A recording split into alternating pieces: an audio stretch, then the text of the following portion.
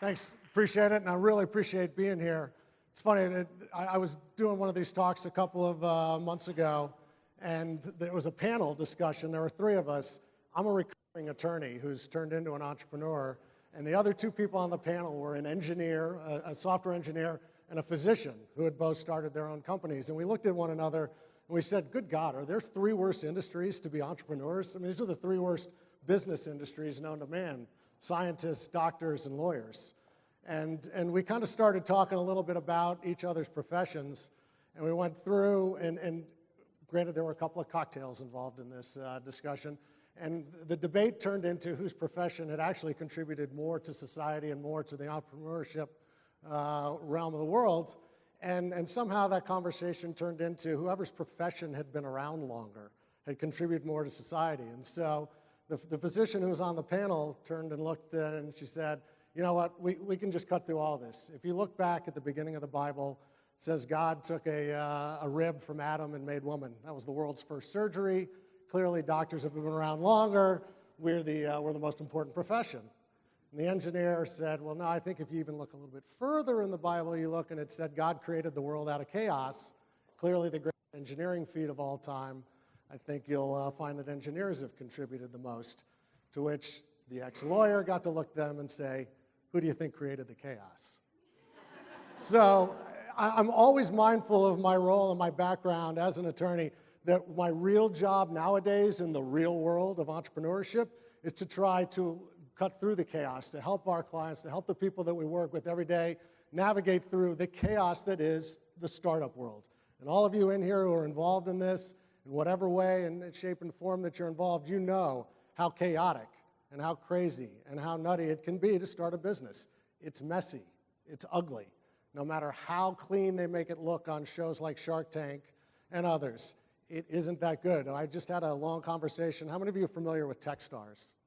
Techstars organization, which is an accelerator out of Boulder, Colorado, that helps startups. They bring them in for a 90-day crash course. They give them $25,000. They help them get their company off the ground. At the end of 90 days, they introduce them to a bunch of venture capital groups. Hopefully they get funded, and out they go out the door. And it's worked out fairly well. They have a pretty decent track record of getting these companies funded. But this is kind of a new concept in this world, this accelerator model. And so really the only way that they judge their success, Techstars right now, is at the end of this 90-day period, did we get these companies in a position where they could go out and raise capital, and did people see enough in that idea to raise capital? And it's great. I mean, they have done a very good job of introducing companies to the right people and coaching them up so that they are an attractive option for venture capital groups to invest in. But that's only part of the story. They really haven't done much in the way of creating jobs because it's still so early in this cycle of how they're trying to develop this business and sort of this new way of looking at entrepreneurship. But the one thing, I was talking to the co-founder of Techstars, we have a pretty good relationship with them. I said, you know, one of the hardest things that I think you guys have to overcome is the fact that you make it look relatively easy. And so you're getting a lot of attention and a lot of people paying a second look at you because it looks like you've turned the startup world into an easy, kind of fitted into a very simple box approach. And we all know, those of us who are in the middle of it and those who work daily in this space, we know that's not the case. And so, you know, when we start to talk about the state of entrepreneurship right now, I mean, this is a great time to be an entrepreneur. Whether we're talking about the Silicon Prairie, whether we're talking about the state of Missouri, or whether we're talking about the country as a whole. But specifically, entrepreneurship right now is at an all-time high. And we all know that there's a variety of reasons, both because the resources that are available to entrepreneurs to get started, the costs of what it takes to start a business these days, especially if you're looking in the software technology, building apps for mobile applications, those costs have never been lower. It's easier to find the type of opportunity that you're looking for because of the creativity and the collaboration that goes on, internet and other wired platforms. But there's also that problem, unfortunately, of the economy. And we have a lot of people that we see, they're seeing them in Silicon Valley, they're seeing them on every coast, which is that person who in most instances would never have thought, okay, I'm going to take this risk. I'm going to leave my job, my safe and secure nest, and go out and start a business. But because of layoffs, because of bankruptcies, because of other types of economic difficulties. They've been forced to go out there and take a shot at it and take a look. And so you're starting to see, I think, a real, and I hate to use the word when we were talking about it in a worst case before, but a tsunami of interest in entrepreneurship. People are starting to recognize the value that entrepreneurs create, that most of the net new jobs that are created in this country come from small businesses and entrepreneurs. You're starting to see it for the first time, not just as a throwaway line in political campaigns, but it was a substantive point of the debate last Wednesday night about entrepreneurship and how do you support small businesses and how do you get that job machine going again. So it's really an exciting time to be a part of the entrepreneurial world. And even though things have changed, we've created some of these new opportunities for people to start businesses, to see the benefits of their labors and really follow their passions and follow their dreams. We're still at the traditional needs. The needs for businesses remain the same. We need access to capital. We need high-performance collaboration. We need to find people who can help us in terms of those areas that we're missing. One person can't do it all. So we need to find collaborative networks that allow us to put in those things that we're missing, the things that we're a little bit weak in. And we need to be able to trust those people. So we put them in these networks of people who are sharing and working towards their best practices, facing their worst fears, and solving the critical problems facing both that business but also our country. You also have, the guidance, mentorship. There's always people out there who are willing to help, but sometimes tracking them down is a difficult part. And so you're starting to see these networks come into place, whether it's through Google+, whether it's through other forms of social media, whether it's through organizations like Think Big that create collaborative and entrepreneurial networks of mentors, startups, and match them up by need. You're starting to see a real interest in that, and I think a lot of people who are paying attention to it to find the type of mentorship and assistance that you need. So with that, we kind of look at what the state of the prairie, and the Silicon Prairie has taken on kind of an interesting connotation. It encompasses a wide range of states now because it's been so successful in what really was kind of the start of, it started with the basic idea of Omaha, Des Moines, and Kansas City.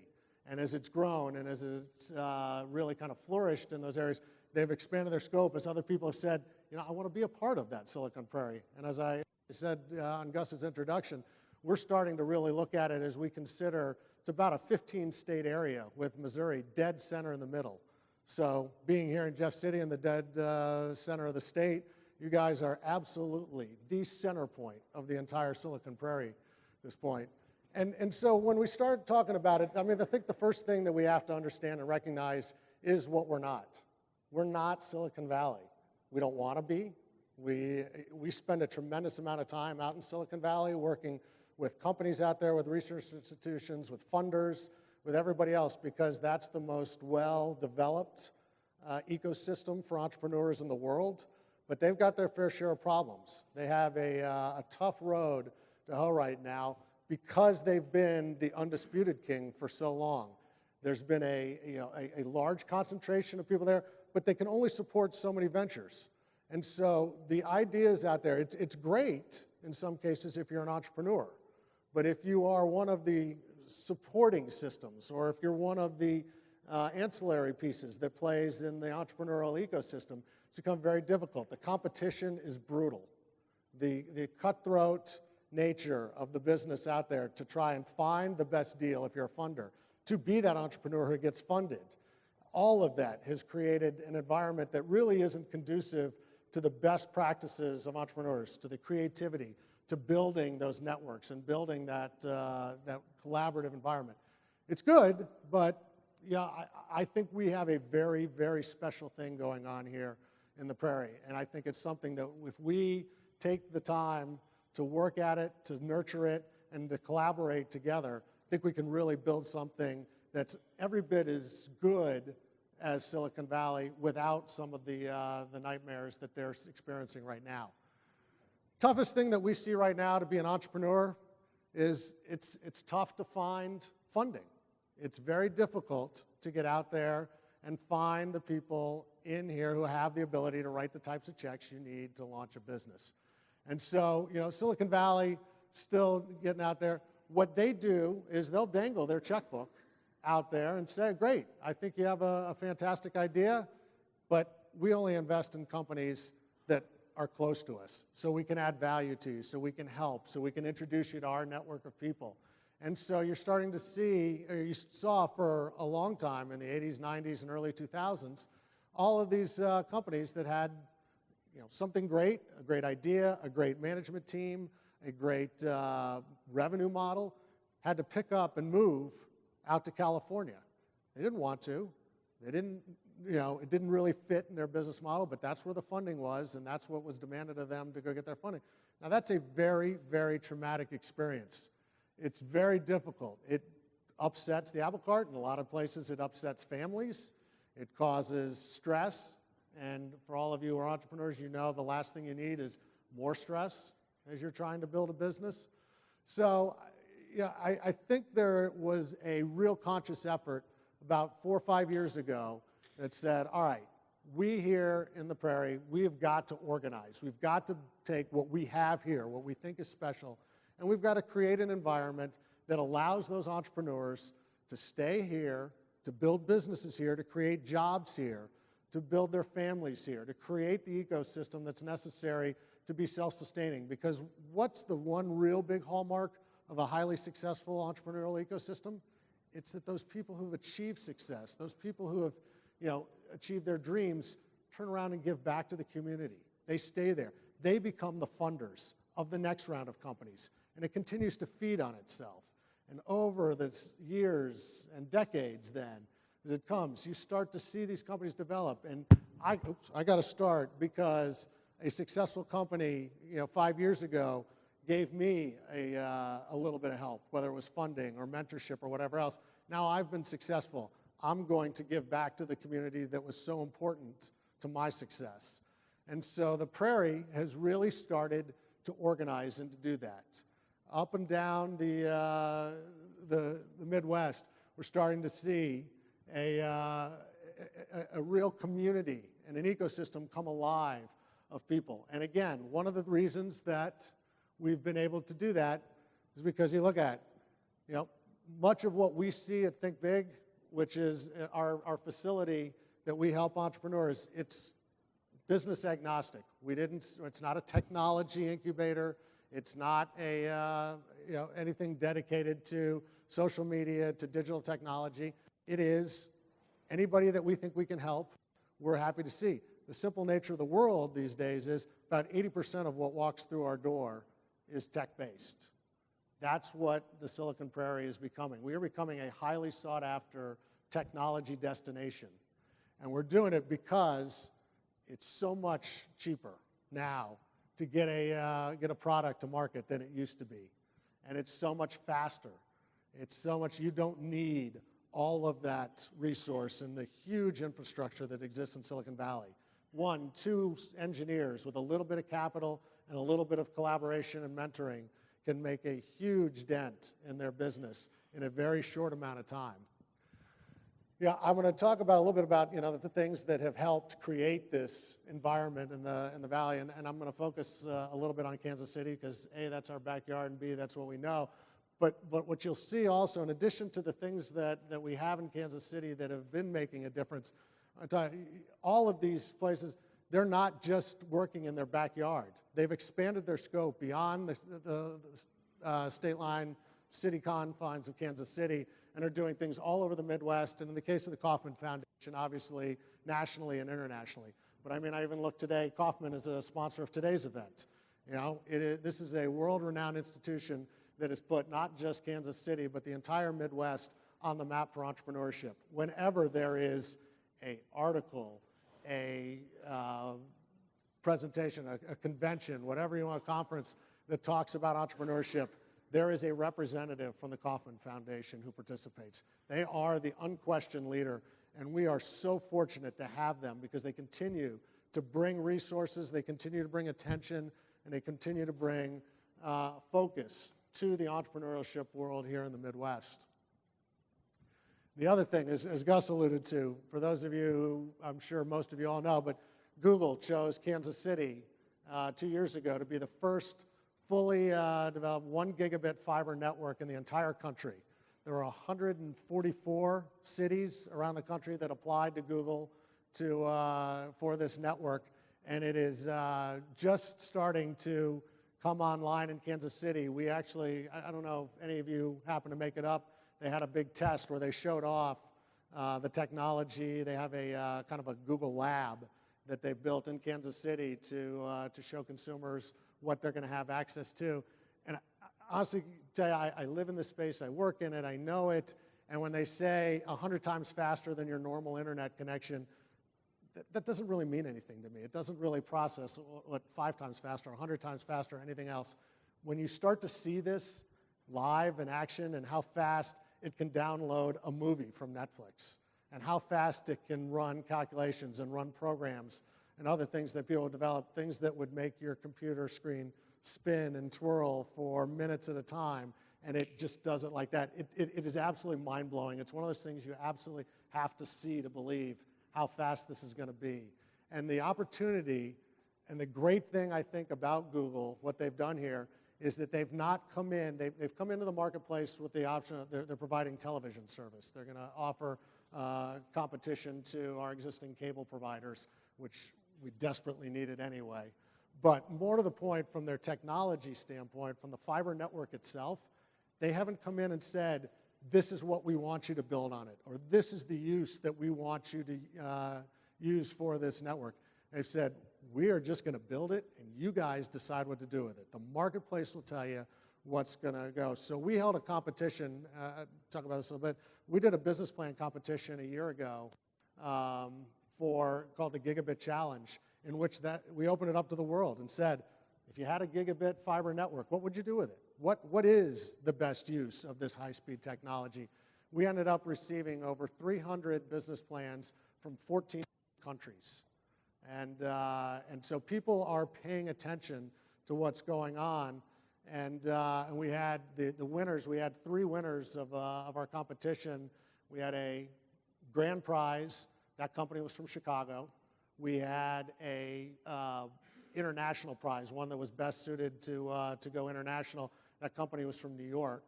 And then we had a People's Choice Award, which the audience, both in the facility that day and online, voted on, and that company was from Kansas City. So the breadth of which this reach goes out to people, and they're starting to pay attention and seeing the resources available in the Prairie are incredible. It's been a huge success. Just a couple of things, with those types of resources and the types of technology you're starting to see, all of a sudden you start to get some mainstream media recognition. Wall Street Journal put Kansas City as one of the leading information technology hubs in the country in an article a year ago. Do you know, and part of this was, we finally figured out, it's because Sprint, for so long in our backyard, didn't have the iPhone. And so they built all of their platforms, all their networks were geared more towards the Android system. But Kansas City has the highest density of Android app developers of any city in the world. There's more Android app developers per capita in Kansas City than any other place on the planet. You know, that you're starting to see the talent emerge because these other resources have developed. So the other big question, how do I find somebody who can build the technology? How do I find somebody to work with the technology that I've developed? You're starting to see that because of some of this recognition. Entrepreneurs Unplugged had Kansas City as one of the 4 cities to keep your eye on for entrepreneurship. I talked a little bit about the Gigabit Challenge. So then all of this galvanizes itself. It starts to create the ecosystem that I keep talking about. You've got some money because you've had some successful companies. You've got some money because Kauffman has done a pretty good job of attracting attention. And these news articles and other media approaches have started to attract some attention. Then you get the talent that comes out of, whether it's from Sprint or Cerner or any of the other great technology companies across the Midwest. And you start to combine these with these collaborative networks. And all of a sudden, you start to see the fruits of those labors. And so you start to see companies like Zarley. How many of you are familiar with Zarley? Yeah. Gus is? Nobody else? Zarley is kind of an online, I always refer to it as kind of a reverse eBay. It's an online marketplace in which you go on and say, I need somebody to go pick up my groceries for me, and I'm willing to pay $10. And people go on and accept that offer. Now, Zarley, the interesting thing, started at a startup weekend. How many of you know what startup weekends are, or ever been to one? Great. Okay, so this 48-hour crunch, they come out Sunday. Zarley was the one that came out of that weekend. And Sunday night they pitched. They raised a little bit of money on Sunday night. Monday morning, Ashton Kutcher put $500,000 into the company, 72 hours after it was just an item on the back of a cocktail napkin. Got a tremendous amount of interest. They came out of Kansas City. They are now headquartered in Silicon Valley with offices in Kansas City, Seattle, Raleigh, and Dallas. But overnight, a company out of the Prairie that took really, I mean, Silicon Valley never saw what hit them when this thing came out, and everybody was scrambling to go, wait, where is this company that came out of Kansas City? Who are these guys? There's another company called Planet Restore. They took a problem that they saw, which was reclaimed furniture. There's amount of reclaimed appliance and furniture stores that had popped up all over the country, but they were fragmented. If you wanted to find a reclaimed, what do they call those, cast iron bathtubs, when you're redoing your house, you had to go from store to store physically and look in there because there was no way, these drop-off centers didn't have a way of tracking their inventory. So they created an online technology and a barcoding system for use in all of these reclaimed furniture stores all over the country that allows you to track. So if I'm sitting in Kansas City or I'm in Jeff City and I need to find a window molding that I can't find, I can track it all over the country, and they can ship those things to me now, whereas before that was not even a possibility. They just won a $250,000 award from Citigroup, one of 8 companies across the world for innovation and technology. Again, small little company from the Midwest, solving real problems for real people, getting the recognition, getting the notoriety, the money will follow, and thus the growth does too. I've talked a lot about Kansas City and all, but I want to make sure we talk about that there are companies all over the country. Midwest Venture Partners is an early stage venture capital group, plays in all these states up here, Wisconsin, Illinois, Michigan, Kansas, Missouri. They are doing great things. They look through, they're a big player in technology. They've been investing in companies left and right. They've made a couple of big investments in St. Louis here recently. Hopewell, same thing. And I did this just to kind of track Hopewell. Funding a little less than 1% of the deals that they're seeing. Now, 4 or 5 years ago, a company like Hopewell, based here in the Midwest, would never have seen 1,000 plus companies that had the ability to even get in the door and look at them. They'd probably be looking at 100, 200, 300 deals in a year. The amount of growth in the Midwest has them seeing more than 1,000. But I also want to be realistic for people about what this growth means. Yes, it means that there's a lot of resources available. Yes, it means there's a lot of people out there that you can talk to, find help, find the assistance, find funding. But it's still, for most of these funding companies, it's a disciplined approach that they take. They take 1,000 plus business plans that they are willing to look at and review. They're only going to take about a quarter of those, a little less than a quarter, or actually ever get a meeting with them, and they only funded 16 out of that more than 1,000. So that's a pretty small amount that gets funded. But again, that shows you the competition, the breadth, the growth that we've seen here in the Midwest. It doesn't mean it's a lot easier to grow, it just means the opportunities and the ability to grow is available to you in ways that were never there before. And again, just looking at some of the things that are available here. Silicon Prairie News, which, how many of you read Silicon Prairie News or are aware of it? If you don't, and you're interested in tech entrepreneurship in the Midwest, highly recommend going to Silicon Prairie News and adding that to your favorites or to your daily routine. They really do an outstanding job of categorizing, highlighting, finding those success stories and even those emerging stories in the Midwest, highlighting them, introducing you to people who you may want to talk to, you may need to talk to. They also put on a couple of great conferences. Today, actually, is the start of Think Iowa, which is their entrepreneurial conference up in Des Moines. It's a great showcase. They put on Big Omaha every year. Invest Midwest over in St. Louis, a tremendous opportunity for companies to go and meet funders, talk to them about the opportunities that exist. Think Big Showcase was one that we did last year. We took 10 companies out to Silicon Valley. This was a little bit different, where we wanted to go outside of the Prairie just a little bit to talk to Silicon Valley and see if they would recognize what was going on. And so we put on a showcase for a day out there. We had over 100 venture capital and angel investors out there for the day. We took 10 companies. 2 of them have folded, unfortunately, but of the 8 companies that's still in existence, 5 of them have been funded from ventures in Silicon Valley or California. So one of the big things is the time that we spend out in Silicon Valley, and I know my time's running short here, but when we first went out there and started to talk to them, we had a slide presentation that we put together, and we always had a section in there on why you should be paying attention to Kansas City and the Midwest and the Silicon Prairie. And the first couple of meetings that we had 3 and 4 years ago, we had to go through that slide group pretty detailed, explain to them some of the things that we just talked about here, these resources that are available. For the last year and a half when we've been in Silicon Valley, when we get to that portion of the presentation, without exception, every single one of them has waved us off and said, no, we get it. We know what's going on in the Midwest. We understand there's something special happening there. We're not there yet, and we're not entirely comfortable with everything that's going on, but we are paying attention to what you all are doing, and we're looking to start committing resources from our end out into the Midwest. We're ready to get out of our little sandbox a little bit because the competition here in Silicon Valley has become so great. We're trying to find those untapped market potentials that we can play in, that we can find good companies, and the Midwest is number 1 on their list. So with that, I'd like to open it up to any questions, any comments, any thoughts, anything that you all have about the Silicon Prairie and where we're going.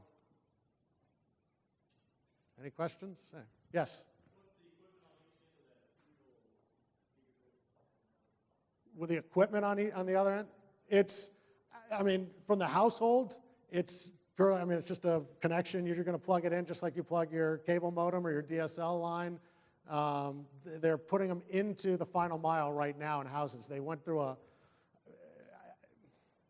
I love Google. They've been great partners for us and everything else, but they made the city jump through a little bit of a hoop. They had you sign up. They divided the city up into fiber hoods, and you had to sign up and put down a $10 deposit, which, great.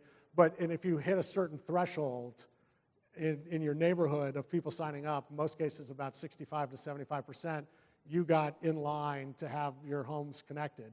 They just finished that September 9th. They've announced the first fiber hoods, so they're in the field right now connecting homes.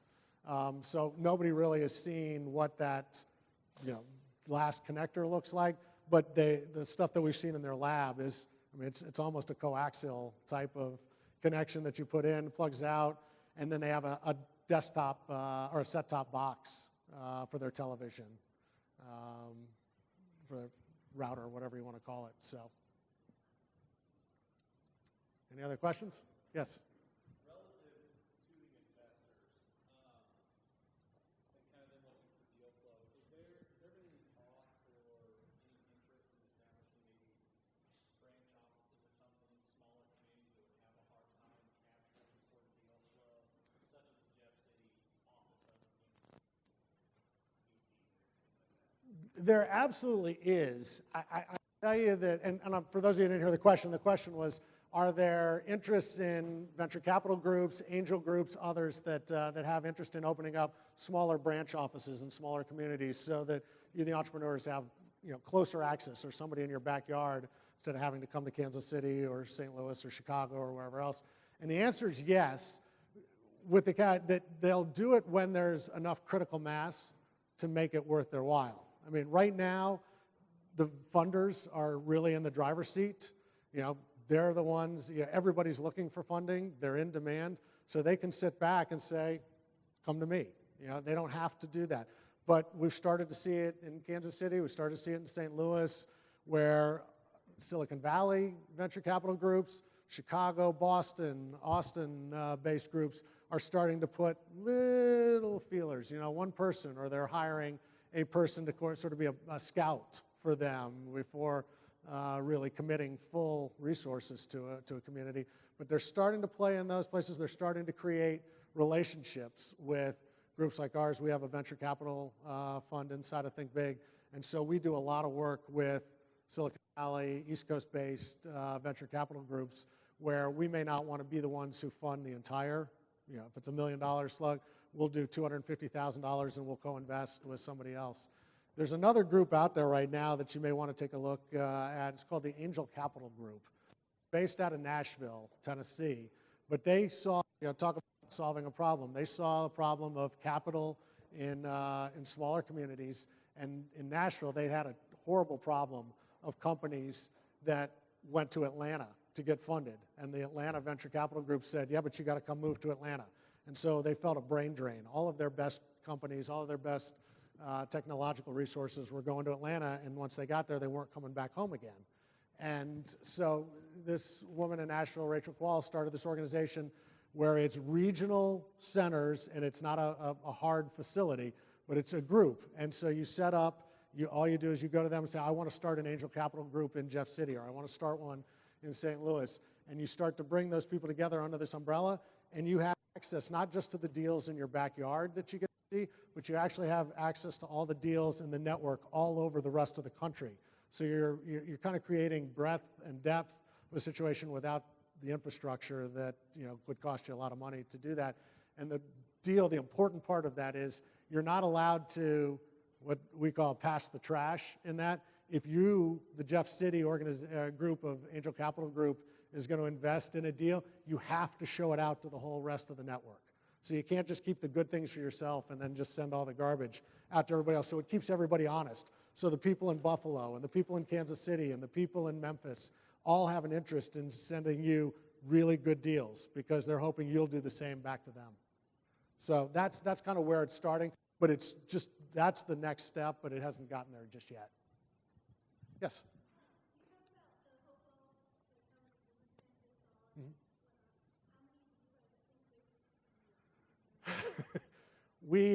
Our venture fund's been alive since May of this year. So in that 4-month period, we've seen over 500 business plans. So, and we have made 3 investments thus far, which is actually pretty good we did not plan to make that many. We 3 really good ones.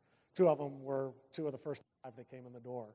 So we were very lucky in that sense, but it's about the same. It'll ultimately end up being about, you'll see more than 1,000 plans. Will end up in the probably 10 to 12 range on an annual basis. So, and that's fairly standard. Any others? Well, thank you all so much for having me. This has been a great crowd, and I've really enjoyed everything.